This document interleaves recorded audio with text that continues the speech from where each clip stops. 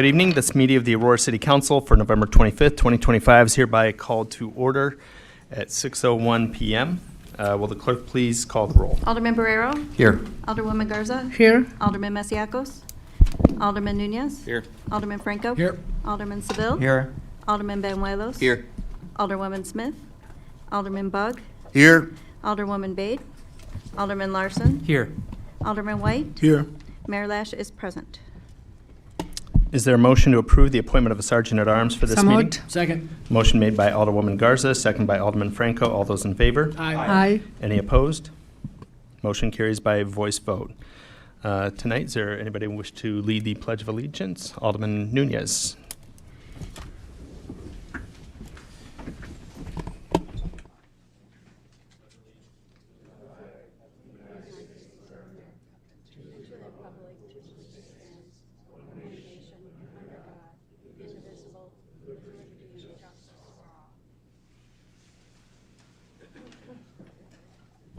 I'll ask Mr. Martinez, Chief Communications and Marketing Officer, to give us Mayor's report from successful Holiday of Lights. All right, so good evening, everyone. So yes, it's an exciting time of the year. It's the holidays. Before we highlight this past weekend events, we want to recognize this year for our Winter Lights Holiday Window Decorating Contest. So this year, 14 downtown businesses volunteered to participate in the contest this year, each bringing their own creative spin to this year's theme of holiday snowflakes. So last week, a panel of judges visited each business display, scoring them based on their use of the holiday snowflakes theme, creativity and originality, festiveness and holiday spirit, and overall window impact. The competition was extremely close this year, with a number of downtown businesses providing an incredible range of displays.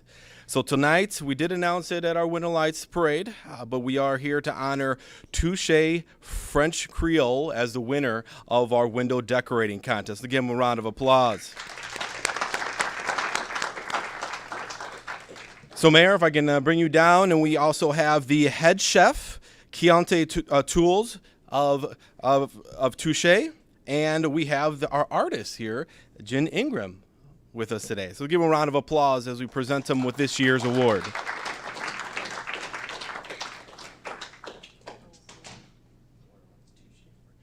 Yeah.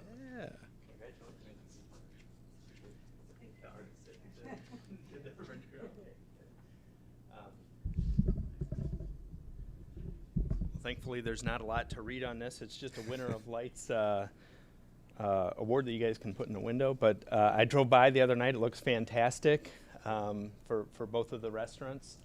And appreciate you guys contributing, participating in all the downtown businesses that did. It certainly spices it up. And our community services department also, through the one of the people that doesn't actually work in public art but has a flair for it, went around and decorated about 15 holiday windows or decorations throughout of city buildings that are owned to try and spice things up. So in addition to your hard work, the city was also working to spruce up our place a little bit for the holidays. So congratulations, thank you. And if you want to share a few words, please feel free. I just want to thank you to Ginger for decorating our window and helping us win. And thanks to Sarah. We'll get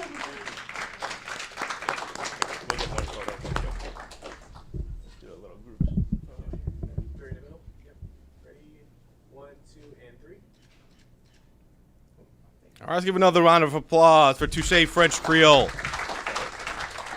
So if you haven't had a chance to explore downtown Aurora yet, make sure to check out all the businesses that participated. We also have Christmas decorations throughout downtown.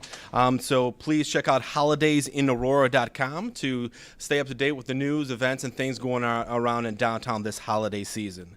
So it was a very, very busy holiday weekend this past weekend. We did have our annual Winter Lights Parade.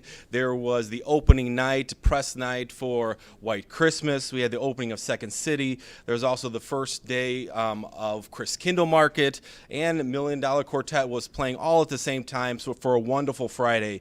So our Winter Lights Parade, we experienced our largest crowd to date at the parade, which was great. We estimated almost over 6,000 people in attendance on Friday night. We also had our largest parade in terms of entries. So we had almost 30 participants this year and entries to the parade. So we're looking at even growing it for next year. So it was just a great turnout, just a great event. The participants and entries this year were, just really amazing. We had one of the floats was, spitting out snow when it passed the front stage, and we had our wonderful tree lighting of our small but mighty tree this year in downtown. So it was just a great time to be in downtown, seeing all of our residents and visitors really enjoying what downtown has to offer. Talking about Chris Kindle Market was also our biggest opening weekend that we've had here in Aurora, with over 30,000 attendees at Chris Kindle Market at River Edge Park this past weekend.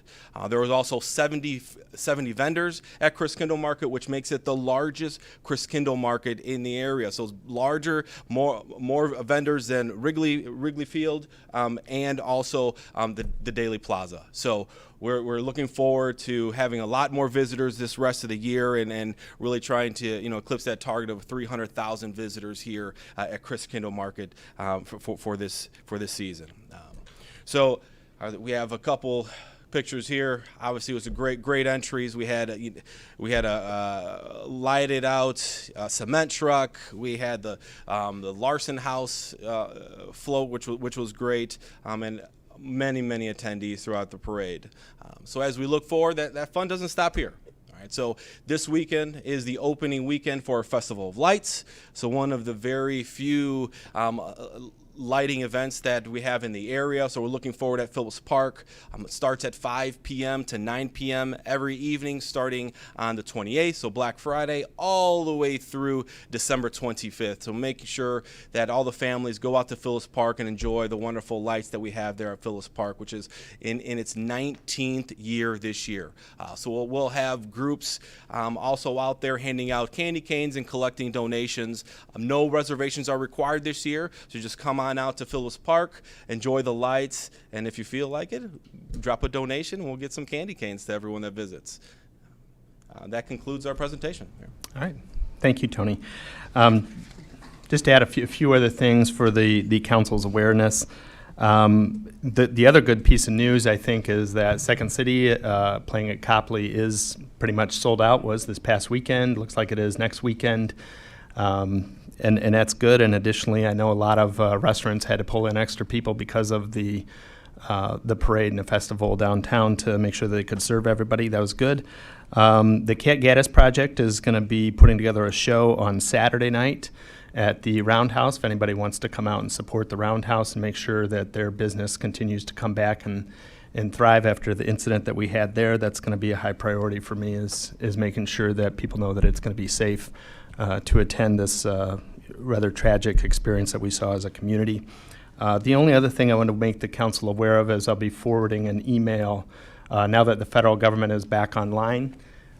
We are able to go through with our special census recount, which is not for the whole city, it's just for new construction. The full census recount was price tagged a little bit over $1 million. They're pricing us a little over $500,000 for the new construction recount, and we're doing some final analysis to see exactly how much revenue that'll be bringing in. But just wanted to make the council aware that once again we're back online. We still have some questions for the federal government with respect to their hiring freeze that they had in place and other things before we put that money down and start to get in line for that recount, which I know would solve at least a little bit of the revenue problems here in the city. Okay, that being said, there will be no mayoral appointments. The next item on the agenda, and we will move to public comment. Do we have any members of the public wishing to make public comment? We do, Mr. Mayor. And will the clerk please read the rules of public comment? Pursuant to the Open Meetings Act, all persons shall be permitted an opportunity to address public officials under the rules established and recorded by the council. Under our rules, any person may address the city council for up to 3 minutes with a maximum of 30 minutes allotted for all public comment. No person other than the timekeeper or the chair for the purpose of maintaining order may interrupt a person recognized for public comment during his or her comments. Members of the city council shall not engage with nor respond to a speaker during the time set aside for public comment. Staff is directed to follow up with members of the public with respect to any concerns raised during public comment within the scope of the city's authority following the adjournment of this meeting. Thank you. Will you please read the name of the first person wishing to offer public comment? Vernita McGee Andrews.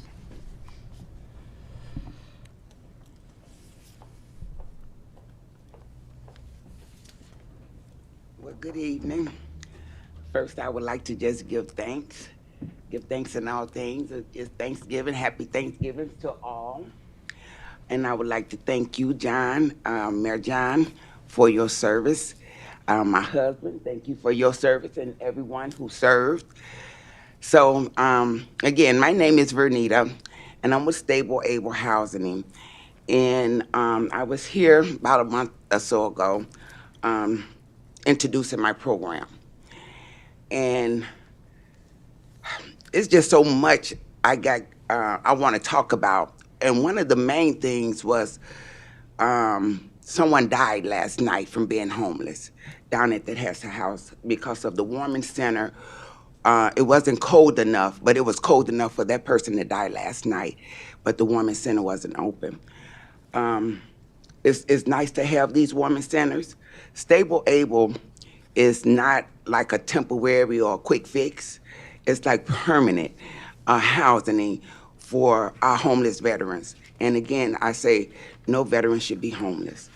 And this is not just a community effort. I think it's a whole city effort. And right here in our backyard on Galena Lake, there's 4 veterans, 2 Army veterans and a Marine and a Navy veteran. I see them every day on the corner of Galena and Lake Street. And that disturbs me a lot. It just, I don't know. For me, I'm just passing through. And while I'm passing through along the way, I just want to help somebody. And I just think that if the city of Aurora saw my vision and able to put all hands on deck in helping these homeless veterans, because it's really not a good look for our city to have people sitting around, laying around with nowhere to go. Again, it's nice to have these shelters. It's nice to have warming centers, but it's even more nicer to have a place to call home. Mayor John, I'm just looking in the future for someone from your office to contact me in my office where I can sit down with you or the deputy mayor and we can further discuss this. But again, thank you for your time and happy Thanksgivings. Thank you, Vernita. I'll ask Deputy Mayor if you have a minute to please meet with Vernita here and exchange information. We'll get back to you. Will the clerk please read the name of the next person wish to offer public comment? Lupe Garcia.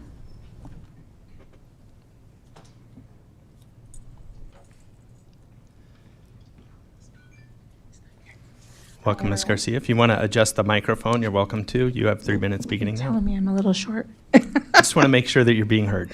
Thank you. Hi.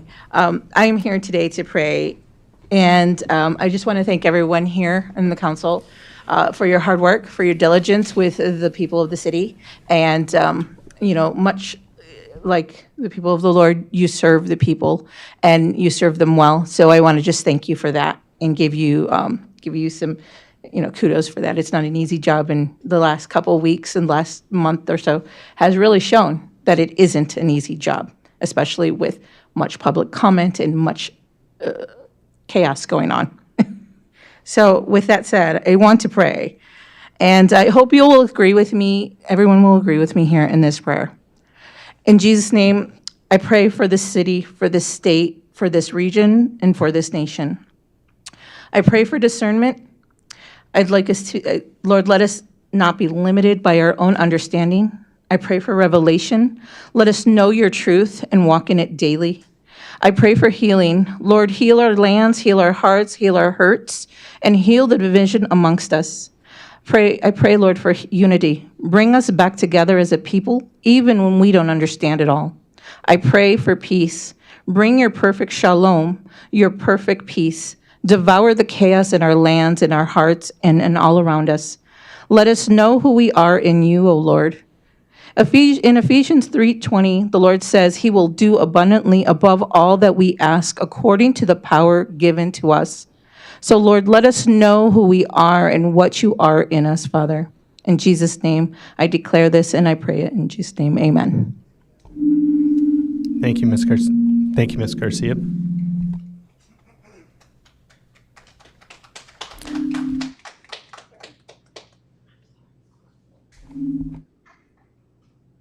See if this one works. Okay. And this concludes the people wishing to offer public comment. Next, we'll hear both the consent agenda and the direct to council consent agenda in full.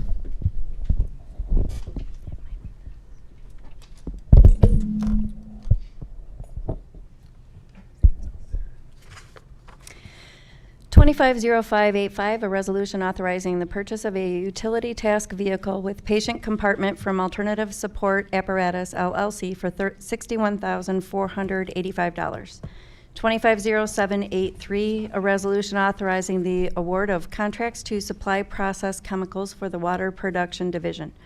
250799, a resolution authorizing the appropriation and expenditure of MFT funds for snow removal operations in 2026 in an amount up to $1,399,600. 250821, a resolution authorizing the city to apply for a second $600,000 grant from the Illinois Department of Natural Resources Open Space Lands Acquisition and Development Program for improvements at Garfield Park. 250847, a resolution authorizing the city to accept a grant award of $147,375 under a grant agreement between the Driving a Cleaner Illinois through IEPA and the city of Aurora. 250848, a resolution to accept award number 24-203712 from the Illinois Department of Commerce and Economic Opportunity Program for $2 million. 250876, a resolution establishing the maximum number of Class B on-site consumption liquor licenses unofficially related to the application from FJC Restaurant at 470 Hinman Street, Suite C in Ward 3.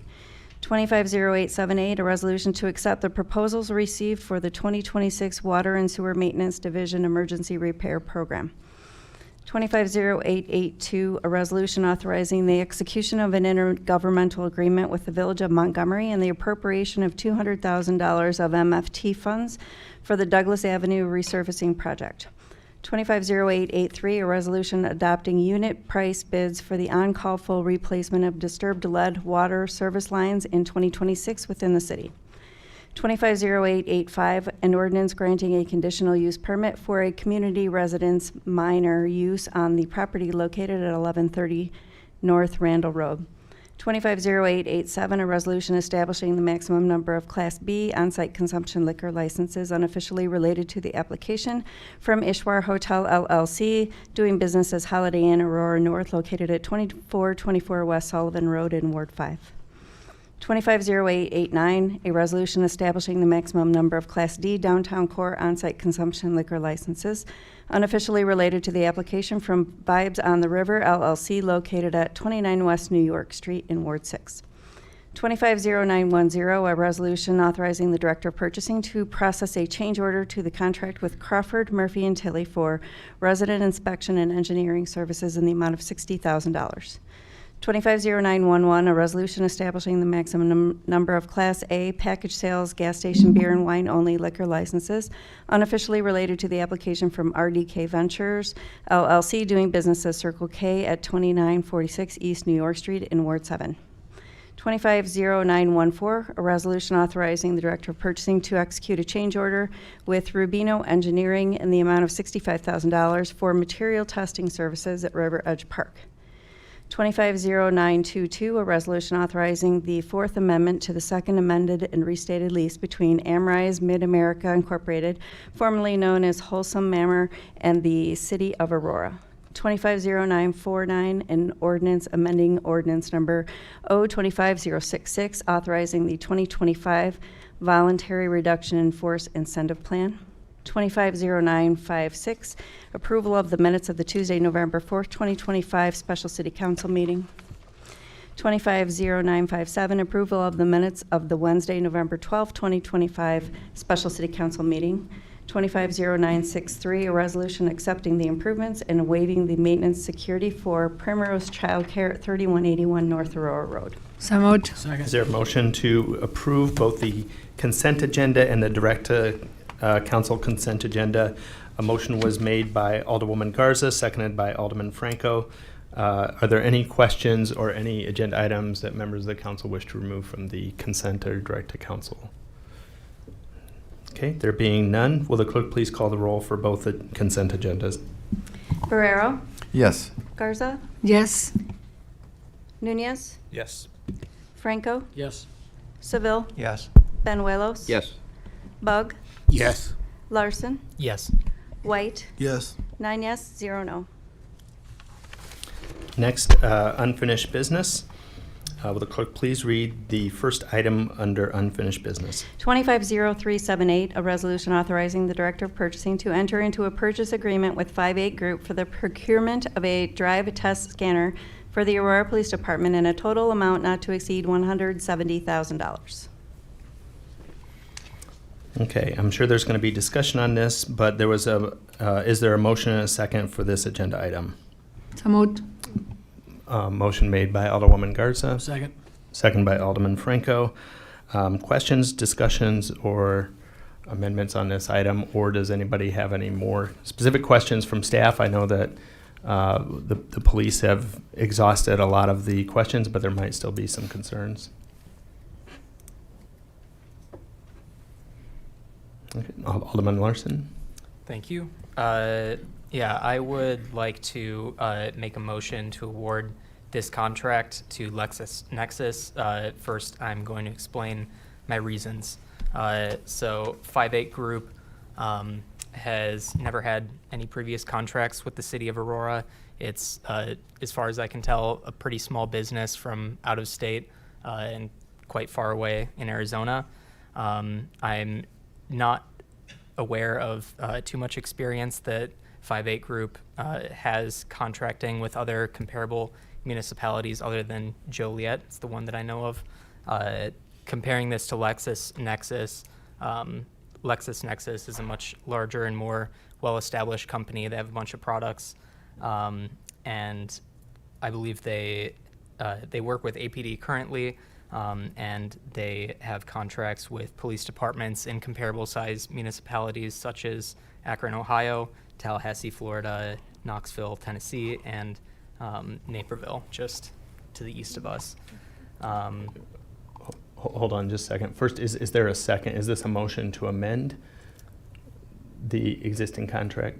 Yes, this is. Or just a statement in general? This is going to be a motion. This is my rationality for making the motion. Okay. I think for legal reasons, as the council can determine, as far as I'm aware, the council can determine that even though LexisNexis is not the lowest bidder, that they are the most responsible bidder. So that's the motion that I'm going to put forward. So the motion, can you restate the motion Yes. so everybody's clear on it? Yeah, I would like to make a motion to award the contract for this drive test scanner to LexisNexis because of their greater experience with comparably sized police departments and their greater capacity as a large international vendor. Is there a second? Second. Second by Alderman White. Discussion on the motion and second that was made. Alderman Franco. So I have no problem with that. I just like to know if what you say about LexisNexis is true, and we know about 58 Group, why we chose 58 Group over LexisNexis, because what you're talking about is reasonable. So outside of price, I want to know if there was a reason, because you made some compelling arguments, so I want to know what we took into consideration when we chose one over the other. If we can have either Jolene or the police department come up. Sure. Have the police department come up, but it pretty much boiled down to price, I think. And I think at the last meeting, you also indicated that both have adequate training programs to perform the contract. I just want to verify, because this Sure. is a good reason. I just want to make sure that price was the determining factor. if it was- So I'll let you restate your question. Is it more or less, what is your reflection, and would you be comfortable with moving to LexisNexis as an alternative to 5A Group? Good evening, Mayor, members of council. Lieutenant Tom McNamara, Administrative Services Lieutenant. The only thing I can say about it is we followed the process for procurement, which included a bid tabulation with the two companies that submitted the bids. I was not part of that process, but I do have it in front of me. I believe it is attached to the Legistar. The largest portion in there, as stated, was price. That was a 20% weight of the overall grading process. And the way that I see it here, total score was 99.67 for 5A Group and 89.0 for LexisNexis, the largest portion of that coming from the price. What was the LexisNexis 89 you said? The overall score was 89. Okay. Anything else to add? Investigator Daryl Moore was part of the panel that compared the two. So if there's any specific questions on the comparison, I'm going to defer to Investigator Moore. Hello, Daryl Moore, Royal Police Department Investigations. The main thing was the price. That was the biggest issue. There was a minor issue with aftercare, although the training I think is going to be very similar in nature. I've had training by both a member of the 5A Group and also LexisNexis, as stated in a previous meeting. The aftercare was also a slight edge for the 5A Group. His aftercare involved us being able to call 24/7, unlimited amount of times, where LexisNexis had 24/7, but they made it where you could only use 20 hours a year, and then after that you would start incurring charges. Any members of the council have any questions or comments on this agenda item? Alderman Bug. I have initial one, which is more housekeeping. So, the motion that was made, I'm trying to understand if you want this resolved tonight, or if you're going to send it back to committee, because the item on the agenda is a resolution. So if your motion said something like, I make a motion to approve a resolution authorizing Director of Purchasing to enter into a purchase agreement with LexisNexis for the procurement of da-da-da-da, then you would be kind of substituting LexisNexis for the other group. Your motion didn't say that, so your motion is very general and probably one that would have to go back to committee. Do you want to get a weigh in on legal on this? Because it's my understanding you did work with legal a little bit. Yes, this came from a recommendation. My intention is not to send this back to committee again. Okay. It's happened a number of times. Patrick? I would recommend that we hold it here. I'm speaking with finance. I don't know if we have an executed contract either with the LexisNexis. I think if we held it here till the next meeting, we could get the correct motion on the board. Let me just ask the council to just quickly weigh in and say, would you like to see this come back with an amendment at the next meeting? I know we've kept this item alive for several months now, or are you ready to vote tonight on the agenda item as it currently stands? I'll just real quickly, if you can weigh in. Sorry, go ahead, Alderman Sville. Yeah, I would think that I can only speak for myself, that if we're voting on amendment, I'd like to see it instead of in a vacuum and not know all the details. Not knowing what the sentiment of the council is, I would feel comfortable with just representing my vote in an informed manner. Say it one more. You representing what? Well, in order for me to vote, I need to vote with more information, essentially. Understood. So I don't want to vote in a vacuum. Jolene Coulter, Director of Purchasing. These quotes that we got out, they're actually over 90 days old at this point in time, and because we've been in communication with 5/8 Group, they were aware of the delays. We will have to go back to LexisNexis if that's a choice to get an updated price. So it may or may not be 195,000. So. If we were to vote tonight, would we be within the window for either No. contract? No, but again, 5-8 Group has been in communication, so they are aware of the delays and they've been patient with us. LexisNexis was not, as that's not the direction the police department was going. So. Any other comments or questions on the item being discussed currently is the amendment? Anyone other? Then go ahead. Well, Alderman? I'll yield to Alderman Franco. I feel like he might ask a more Go thoughtful ahead. question. I would say that based on what Alderman Seville said, based on what Jolene said, that we probably want to hold it here, get some more data information, see if the new prices align with where we're at now, and it may not make a difference, it may make a big difference. So I don't think there's any urgency to get this done, like there are some other things. So I think if we just held it here, got the exact amendment, and found out about the pricing, it would help us make a better decision. Alderman White. I agree with Alderman Franco. Okay, that being said, anybody else have any comments or questions or suggestions as we move forward? Okay. What I'll ask is if Alderman Larson and Alderman White would like to withdraw their motions and second and instead make a motion to table. And go ahead. Yes, I will withdraw my motion. I withdraw the second. All right.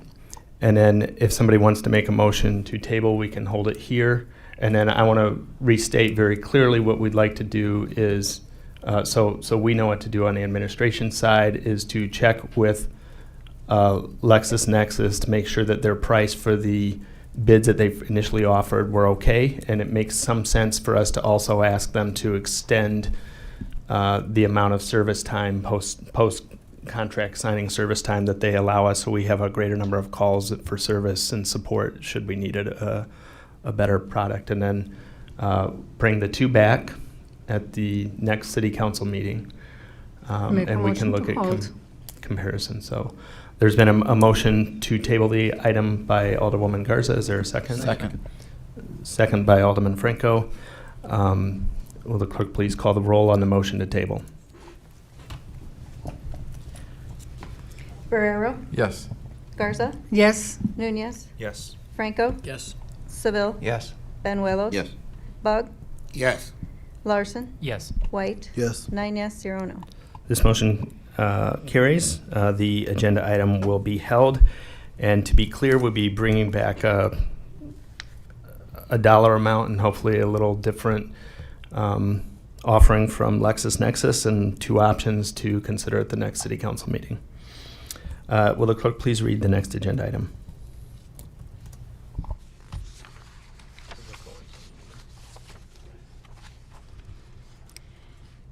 $250750, an ordinance amending section 8-131 of the Code of Ordinances pertaining to video gaming terminal regulations. So moved. Second. Okay, a motion was made by Alderwoman Garza and seconded by Alderman Barrero. Are there any questions or discussions regarding this ordinance? Okay. There being no further questions. I have a question. Alderman Franco. So if we can have Nick come up, because I remember the last time we had talked about having discussion with the casino and corporation about their lack of communication back and forth about how, if they're good with this. So I'm just wondering if we had a subsequent conversation. I can also talk to that too, because I did meet with Greg. But go ahead. Good evening, Council. Deputy Chief of Staff Nicholas Richard Thompson.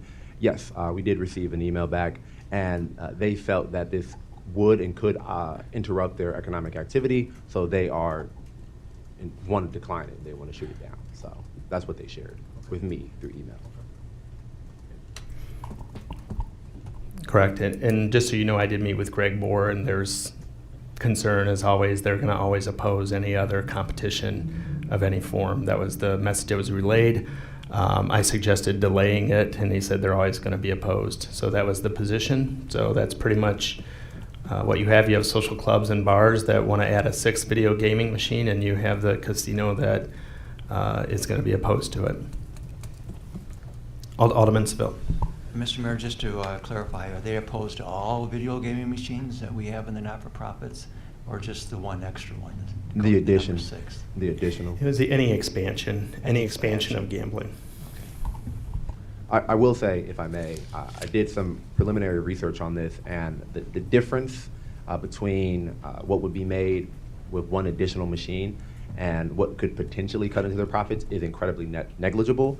And the research that has been done shows that, like, for the smaller like businesses and the social clubs, like, this can be a lifeline for them, whereas what potentially losing to the casino is very insignificant. Additionally, in terms of competition for the small businesses and the casino, we want to maintain the relationship, certainly, but I do think it's important to take in consideration our social clubs and our small businesses, which losing this, I think, makes a major impact. And then the potential of disrupting any, like, economic activity, I think it's low, because a lot of research shows the attitudes of people when they're going to a bar or a social club, they had no intention to ever go to a casino. So, to me, the evidence doesn't suggest their concerns. So it's well taken, what they shared, but I also want to just have the council consider that the research doesn't suggest that they're going to lose any major, like, economic activity due to this expansion of one machine for these small businesses and social clubs, but it could have a major impact for the small businesses and social clubs.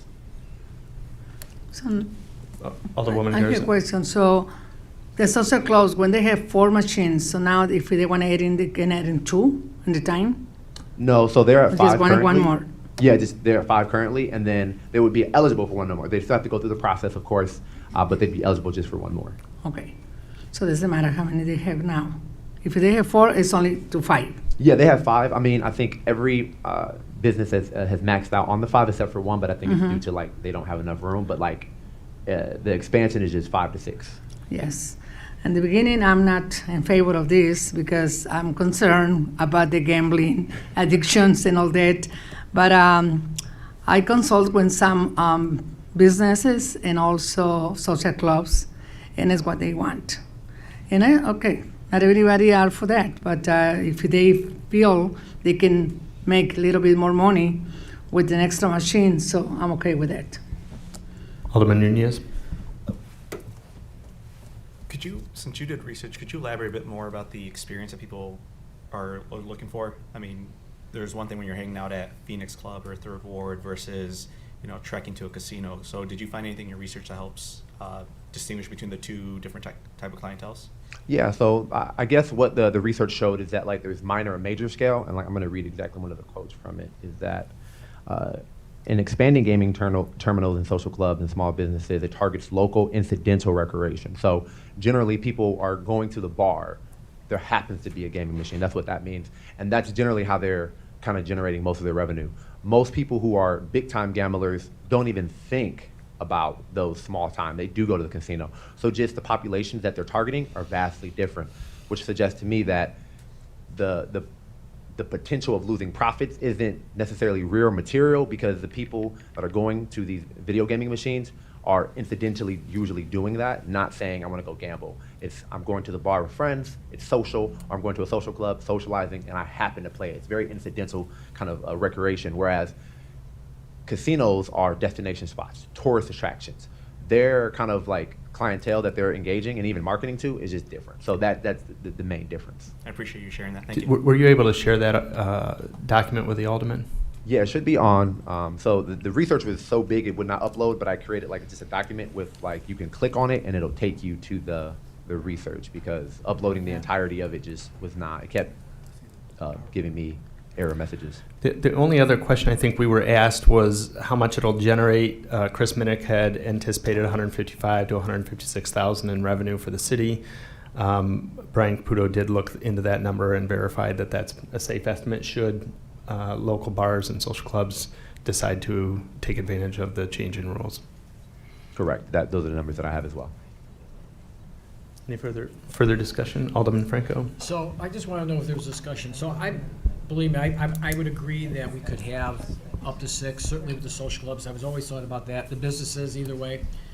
But was there ever talk about a new business coming in? opens right across the street from the casino or 2 blocks away, and they don't have anything, and they say, we want to get our 6 game machines, we're coming in nothing. If they talk about, we're grandfathering everybody in, but if you're going to be X amount of distance from the casino, relatively close, that's a different animal. Have we had that discussion? I think that would be fair, because, at the end of the day, we told them we weren't going to do this, now we're doing it, but there seems like a medium there, like, we don't want anybody building something across the street that's not even here. Right. Can we modify that somewhat?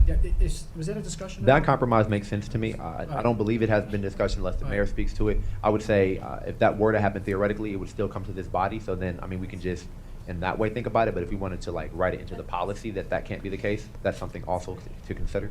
Well, I think that would help the fear. I know that somebody on the southwest side of Aurora, my ward, is not going to drive to the casino if they're already gambling there.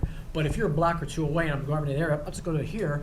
But there's a casino over there. So I think the distance could matter a little bit. So I won't vote against this tonight, but I think going forward, that might make sense. And I will, so we can consider that in future applications. The other piece of it is that, just so you're aware, the casino is looking at an entertainment zone, which actually impacts alcohol sales nearby more than it does gaming. So I think that consideration can be done. But at the same time, remember, we're trying to augment the things across the street and the mall and create some cross commerce with the location of it. So I think what you're saying makes sense. I would have to look and even see which bars may or may not already have video gaming terminals in them that are in proximity to the casino, and then we would have to look at how big of a range are we looking at. Right, but I think we can do that after the fact. I just think that for our integrity, for our reputation purpose, we probably should investigate that, because I think it could be a win-win. And right now, I think we're at odds, but if we could throw that in after the fact somewhere, I think that would be a good gesture going forward. I would agree. Alderman Bug? Yeah, thank you, Mr. Mayor. I don't think we're looking at this after the fact. Part of that is in our ordinance already. And I think we probably need to look at that. It's an excellent point, Alderman Franco. So right now in the ordinance, if you're at 100 Main Street, not anywhere near the casino, and another establishment within, I don't remember what it is, 3/4 of a mile, whatever, there's only so many gaming licenses that can go in a certain area. That's already in our ordinance. So I don't know if we ever, I know at that time we did the ordinance, we did not take into the impact of the casino movie, and that's what's happening. So it's a good point. I think we need to look at it. I don't know what restaurants and that have something on Farnsworth and Bilter now or in that general area. Maybe our dear colleague over in Ward 1 does. But yeah, I think that's something to consider and we need to look at first. But also, we were just talking about the numbers, and you said that the numbers, the difference of revenue was going to be about 160? 155. Okay. In our presentation on page 3, says new revenue would be $56,000. So this is the total. So the licensing revenue would be 56, correct? But then there's an establishment pays 25 per machine per month, 300 annually per machines. The distributor pays 100 per machine, and then that's 1,200, and then you get another 55 from those 37 locations. So it's taking into the tax as well as the fee for hosting the terminal. So together it's 155. But that alone that's correct too. Okay, well that's the impact versus the true impact versus the casino. Correct. Is a 56, not the other Correct. amount. Okay.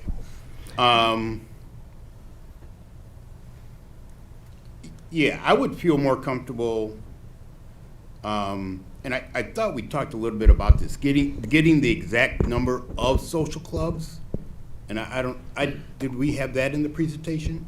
We did, and I can get that real quick. If anybody's wondering, Pub 56 is probably the closest bar up there that I don't know if they have video gaming or don't have video gaming. So there's 37 total establishments with 184 video game terminals placed currently. Is that in the presentation? It's on probably the same page you're on. If you go to page 3 and then go to the side, there's like an image, and it'll show some of the numbers, but right under it, you'll see total establishments, and then it'll say total video games placed. Yeah, this is the one. So that image right there will show.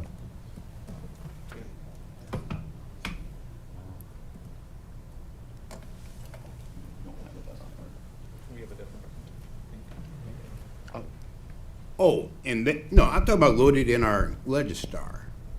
The presentation that, for us, loaded in our Legistar. It's not the same? Okay. That's my apologies. This should be it, so I do apologize for the mistake. No, it's not. I'm looking at what we. Oh, no, I believe you.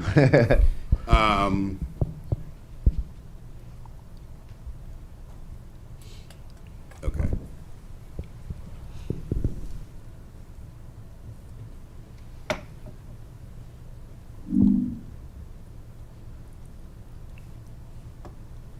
Alderman Seville, did you have a question or comment? You had your light on when prior to. Okay. Alderman Larson. I'll let Alderman Bug come back. Yeah, I guess regarding the distance, it looks like in Exhibit A on page 2, it says that new licenses can't be issued within 2,640 feet, so I think that's half a mile, of another establishment, another licensed establishment, measured property line to property line. So is that casino to another establishment? Because I always thought that was video terminal establishment to another video terminal establishment. Because I had this argument with, right when we did this with the planning commission, they didn't understand what the spirit of that was. So I didn't know if it referenced the casino. It was like bar to bar or whatever, just this gaming terminal. So I think that's just for that. When I read it, that's how I took it. Yeah, as and I think well. my suggestion, I know maybe you mentioned that there's one there. This is for somebody who doesn't have anything yet, not even a business there. So anybody that's got a business with gaming terminals, in my mind, would be grandfathered in because they're already Correct. there. So it would just be for new ones, just to stop the flow of extra stuff coming within. So that, and again, we're going to address that, but that was my original thought. Corporate Counsel has confirmed that they do have video gaming at Pub 56. So According to Google. According to Google Images.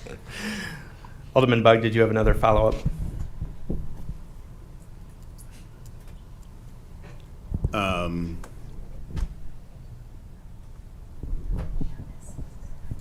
No, I mean,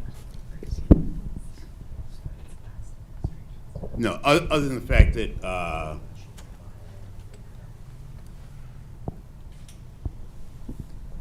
here it is, page 5. well, I'll let somebody else chime in. So the clerks pointed out that the standoff from a casino is 1,000 feet. It's page 5 on Page 5. Exhibit A. Okay. Alderman Barrero. Yes, I had a lot of arguments, but Mr. Thompson did an excellent job, so I'm going to be short. Basically, my support for voting for this is to help local businesses. A lot of times when we help businesses, they're the big, large companies from out of town, and very rarely do we get an opportunity to help a local small businesses. A lot of these businesses have been here many years, and this is just a very easy way to help them to make ends meet a little bit better. So I'm going to be a yes vote and appreciate the support on this. I have probably the most number in Ward 1, the highest number of social clubs, and a lot of these social clubs have been around for decades. They're patronized by many families, and so this is just another way to help those social clubs to keep their doors open as well. Thank you. Alderman Bug. If no one else has anything, I mean, I really feel like that we should hold this, take a look at it a bit longer. One, I wasn't aware of this presentation that's not in our Legistar, so I've not reviewed that. And I really don't like to vote on things that I have not reviewed. For sure. We could definitely upload it. We did share it at the previous one, but I can definitely upload it if it's not there. That's a surprise to me, so I apologize. Yeah. Yeah, I mean, I definitely see the need for the small businesses, especially the social clubs. It's more of a lifeline to them. I think everyone understands the importance of the casino, the longstanding relationship. All of our nonprofits understand that nearly every penny that an alderman gave them came through the way of the casino. Every nonprofit in the city. So for any industry, not just a casino, but for any industry to move, that is a unknown. Even a casino, from downtown to north of our highway. We all hope that it's going to go fantastic, that it's going to go like gangbusters, but it is an unknown. And certainly for them, it is an unknown. They've never moved a casino in our town. They've always been in one spot. They know what the revenues are there downtown, and they have projections for the new place, but again, it's an unknown. So one, we did not have all the information uploaded in Legistar. I definitely want to look at that in more detail, but in greater detail, possibly the consideration of holding this for a longer term. But that, I would speak to that after I look at the full presentation. Any other members of the council have any questions or thoughts about how to move forward? Can we call the question? Call the question. Okay. There was a motion initially by Alderwoman Garza and then seconded by Alderman Barrero. Okay. Now ask the clerk to please call the roll.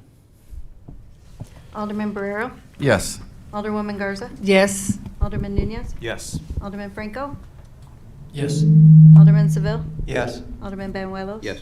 Alderman Smith, or Alderman Bug? No. Alderman Larson? Yes. Alderman White? Yes. 8 yes, 1 no. Motion carries. This resolution is approved. I would like to make sure that we're, Nick, if you could make sure to upload that presentation. And then, and Alderman Bug, if you have any other concerns that need to be ironed out with future adjustments to this, I'm happy to work with you to do it. Will the clerk please read the next item under unfinished business? 250881, a resolution authorizing the adjustment of parking fees for the Route 25 and Route 59 transportation centers. So moved. Okay, motion made by Alderman Franco, second by Alderman Seville. Are there any questions or discussions regarding this resolution? Okay, there being no further questions, will the clerk please call the roll? Barrero? Yes. Garza? Yes. Nunez? Yes. Franco? Yes. Seville? Yes. Banuelos? Yes. Bug? Yes. Larson? Yes. White? Yes. 9 yes, 0 no. Motion carries. This resolution is approved. Will the clerk please read the next item on the agenda? And Alderman Seville, I believe, will be abstaining from this item. 250924, an ordinance amending the Ward 6 budget for fiscal year 2025. So moved. Second. Motion made by Alderman Franco, seconded by Alderwoman Garza. Are there any questions or discussions regarding this ordinance? There being no further questions, will the clerk please call the roll? Barrero? Yes. Garza? Yes. Nunez? Yes. Franco? Yes. Seville? Abstain. Banuelos? Yes. Bug? Yes. Larson? Yes. White? Yes. 8 yes, 0 no, 1 abstain. The clerk please read the next agenda item, and I believe Alderman Burrow will be abstaining. 250926, an ordinance amending the Ward 1 budget for fiscal year 2025. So moved. Second. Motion was made by Alderman Franco, second by Alderwoman Garza. Are there any questions or discussion regarding this ordinance? There being none, will the clerk please call the roll? Barrero? Abstain. Garza? Yes. Nunez? Yes. Franco? Yes. Seville? Yes. Benuelos? Yes. Bug? Yes. Larson? Yes. White? Yes. 8 yes, 0 no, 1 abstain. Will the clerk, okay, this motion carries, this ordinance is approved. Will the clerk please read the next agenda item? And Alderwoman Bate is not here to abstain. 250927, an ordinance amending the Ward 10 budget for fiscal year 2025. Motion Second. made by Alderman Franco, second by Alderwoman Garza. Are there any questions or discussions regarding this ordinance? Seeing none, will the clerk please call the roll? Barrero? Yes. Garza? Yes. Nunez? Yes. Franco? Yes. Seville? Yes. Benuelos? Yes. Bug? Yes. Larson? Yes. White? Yes. 9 yes, 0 no. Okay, motion carries, this ordinance is approved. There's 2 items for new business. Is there a motion to suspend the rules to consider items under new business? Motion was made by Alderman Seville, second by Alderman Franco. Will the clerk please call the roll? And this is on the motion to suspend the rules for new business. Barrero? Yes. Garza? Yes. Nunez? Yes. Franco? Yes. Seville? Yes. Benuelos? Yes. Bug? Yes. Larson? Yes. White? Yes. 9 yes, 0 no. Okay, this motion is approved. I'll next ask the clerk to please read the first agenda item under new business, and I believe we have a short presentation. 250900, a resolution approving a moratorium hardship appeal for a warehouse on property located at 560 Exchange Court and 580 Exchange Court. Okay, is there a motion to approve this resolution? So moved. Motion made by Alderwoman Garza, second by Alderman Franco. Before we have a discussion, just a short presentation by Tracy Basic. Yeah, I'm going to give you a quick presentation, and then the petitioners here, they're the ones that actually need to prove the hardship, so I'm going to turn it over to them. My name, by the way, is Tracy Basic, the Director of Zoning and Planning. Loaves and Fishes is requesting approval for the moratorium hardship to allow construction of a proposed addition to the existing warehouse prior to the expiration of the moratorium for the property located at 560 Exchange Court and 580 Exchange Court. As you guys are all aware, September 25th of 2025, you guys approved a 180-day moratorium for data center facilities and warehouse in all zoning districts to allow staff some time to establish zoning regulations for these uses. As part of that ordinance, the applicant can seek an exception to the moratorium pursuant to Section 8 of the hardship appeal process. To obtain that exception, the applicant must demonstrate by clear evidence that, number 1, the effect of the temporary moratorium has caused or will cause an economic hardship on the application. Number 2, that the applicant cannot yield a reasonable return on the property if the data center or warehouse is not allowed. Number 3, that the applicant has made substantial investment in the development of a data center or a warehouse that is affected by the temporary moratorium, which investment has made in reasonable reliance on the regulations in effort prior to the temporary moratorium and without knowledge of pending changes in such regulations, including this temporary moratorium, and based on reasonable probability of zoning approval by the city. Number 4, that the data center and warehouse would have been allowed as a matter of right under the pre-existing zoning ordinance. And then number 5, that the data center and warehouse warehouse as proposed complies with all of the other applicable city ordinance and regulations and rules. Like I said, the petitioner does have a quick presentation, and just to let you know, this did go to Planning and Zoning Commission last week, and they did approve it they did recommend approval. So with that, I will turn it over to the petitioner. Can I ask Stacy a question before we turn it over? Alderman Franco. So I was at that meeting.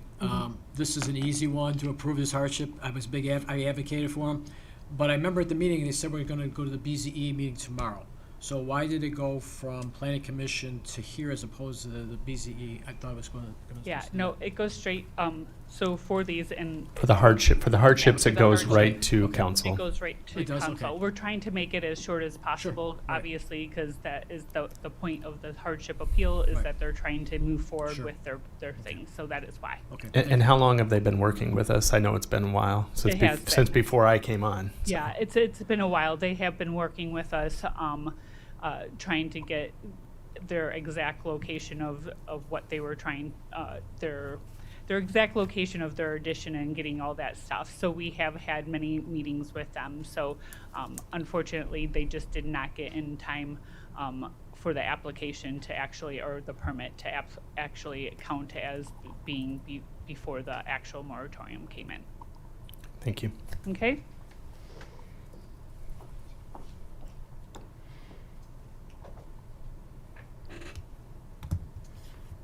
Good evening. I'm Mike Avella. I'm the CEO of Loaves and Fishes. And first of all, thank you for letting us speak here tonight. We really appreciate it. So I will do my best to keep this as short as possible. I promise. So I know some of you know Loaves and Fishes. Maybe some of you are not completely familiar with Loaves and Fishes, but we're here to provide healthy food and to help people become more self-sufficient in their lives. That's what we do. We serve people in 4 counties. We serve about 10,000 people per week. I won't go through all these, but these are some watershed moments in the history of Loaves and Fishes. But basically, where we are today is we are the largest food pantry in the state of Illinois. Again, serving about 10,000 people each week. And on the average day of distribution of food, we provide about 20 tons of food. Again, that's per day. The property that we're talking about is our food distribution hub here in Aurora. We opened that in 2021. It's about 30,000 square feet. And at that facility, all the food that we distribute comes in, it gets sorted, it gets stored, inventoried, and then it goes out to other places to serve families in need. This is just a satellite picture of where our property is. It's near the corner of Liberty and Commons. As you can see, it's in a area that's all basically just warehouses. Aurora is by far the biggest city that we serve. About half the people that we serve, about 5,000 people a week, are Aurora residents. In our last fiscal year that ended June of 2025, we served 242,000 Aurora residents. If you do it on a duplicated basis, meaning if someone comes twice, it counts as 2. We serve them twice. But if you do it on the unique basis, 18,700 unique Aurora residents that we serve. So as you can see, we serve a lot of people here in Aurora. With the expansion of our hub, it'll allow us to serve 2 to 3 times more people than we're currently serving today. Again, this just shows the stars are different locations that we serve people from. We allow clients to shop in our market. We allow clients to order online. We have curbside, so we allow people access to food in a number of different ways and in a number of different locations. And we partner with a lot of other organizations. We partner with about 70 organizations on the food and services that we provide. We work with Rush Copley Hospital, St. Teresa's Church. We work with other food pantries to co-buy food. So we really try and work with others in our space. We work with Hesed House and so forth. So in the 4 years that we've had our hub open, we've expanded and scaled what we do. We have tripled the number of people that we're serving over the course of since the beginning of 2022. We have also, this is important, we've reduced the cost to serve people by 40% by scaling up and having the hub and spoke model versus just a monolithic pantry model. And part of the benefit of having the hub is we have cold storage in there. And when we do the addition, we'll have a lot more cold storage. We really focus on trying to provide healthy food, and a lot of healthy food needs cold storage. So that's a really important, critical part of our expansion. I'll skip this one just for brevity of time. So this is a architect's rendering of what the expansion would look like. On the right half of that picture is the existing building. On the left half is the expansion. So obviously, we're making it look to blend in. And again, just with respect to our expansion plans, we bought an adjacent parcel of land about 2.5 years ago. The new expansion would add about 32,000 square feet. We're investing $8 million in the project. When I say we're investing, those come through donor dollars. We have to raise that money through donations from, organizations and people in the community. When we're done with it, again, we'll have quadrupled the cold storage space that we have, tripled the dry storage space that we'll have. So it's really very impactful. This is a diagram, and I don't expect you to read the detail on this because it's pretty small, but just note that the sort of the L shape that's outlined in blue on the left side of this, that is the expansion. And then at the top, the rectangle, that's the existing building. I'll skip that. And then just, to kind of big picture, what we're doing is we're really trying to help move the needle on the, I'll say the system, the charitable food system by expanding this hub. It really helps a lot of other organizations as well. It scales up. It enhances collaboration that we do with other not-for-profits as well. Gives us a lot more agility to respond. Don't we wish we had this hub when SNAP benefits, were not paid? Previously, when the government shut down, this would have really come in handy for things like that. So it really helps us with being able to respond to needs. Quick timeline, again, in 2023, we bought the adjacent land. Internally, we did a feasibility study to make sure we could build what we wanted to build, and it made sense operationally. This year, 2025, we spent a bulk of the year going through architectural, civil engineering, working with DST, and we were about that far from submitting our permit towards the end of September when the moratorium happened. So our plan was to start construction right after we got our permit, hopefully very early in 2026, and might be done in 2026, but maybe in 2027 as far as the actual construction itself. And then so I'll just wrap up here with this last slide. And again, I appreciate you taking the time to listen. With respect to the moratorium, we've invested $4.1 million in the properties. We've been working on this for 2.5 years. We've spent hundreds and hundreds and hundreds of hours of paid staff, volunteers. The sooner we get this online, the sooner we can help people in the community that are food insecure. And the longer this goes, and if it's delayed, we risk some of our funding sources as well, might go away. So there's a lot of risk there. And then, as we're probably all familiar, anytime you're doing development, time is your enemy. So the longer a development takes to happen, more things could go wrong. And so it risks really the project itself. So with that, again, we just respectfully ask that you approve waiving the moratorium for this project. So again, thank you very much. We really appreciate it. And happy Thanksgiving, everyone, too. Thank you. Are there any questions for either the applicant or staff? Okay. There being no further questions, we have a motion and a second. I'll ask clerk to please call the roll. Thank you. Thank you. Ferrero? Yes. Garza? Yes. Nunez? Yes. Franco? Yes. Seville? Yes. Benuelos? Yes. Bug? Yes.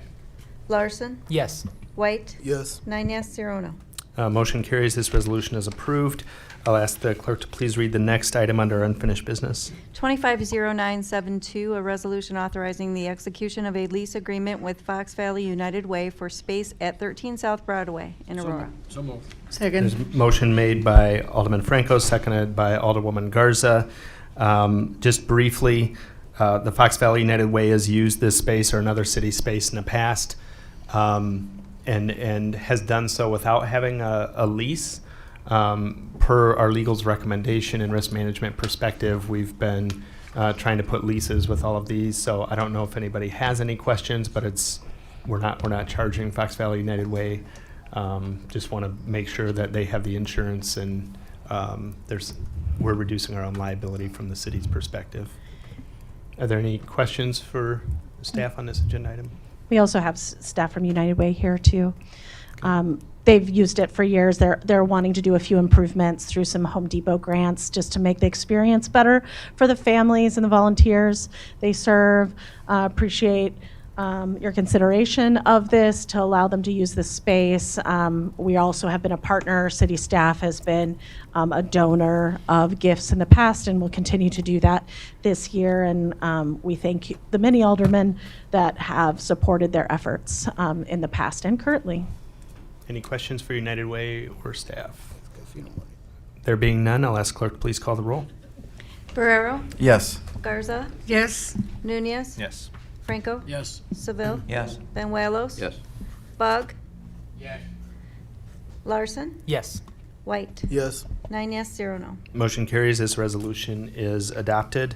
There are no reports. We do have bills, so there's a motion to approve and pay the Motion bills. to approve. Second. Motion made by Alderwoman Garza, second by Alderman Franco. Are there any questions or discussion on the bills?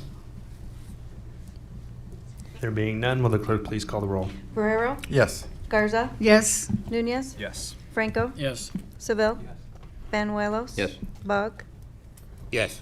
Larson, Yes. White. Yes. 9 Oh. yes, 0 no. Motion carries. The bills are paid. There's no reason for a closed session. There being no further business to come before the council, is there a motion to Motion to adjourn? Motion made by Alderman Franco, second by Alderwoman Garza. All those in favor? Aye. Any opposed? Motion carries. This meeting is adjourned, 7:12 PM.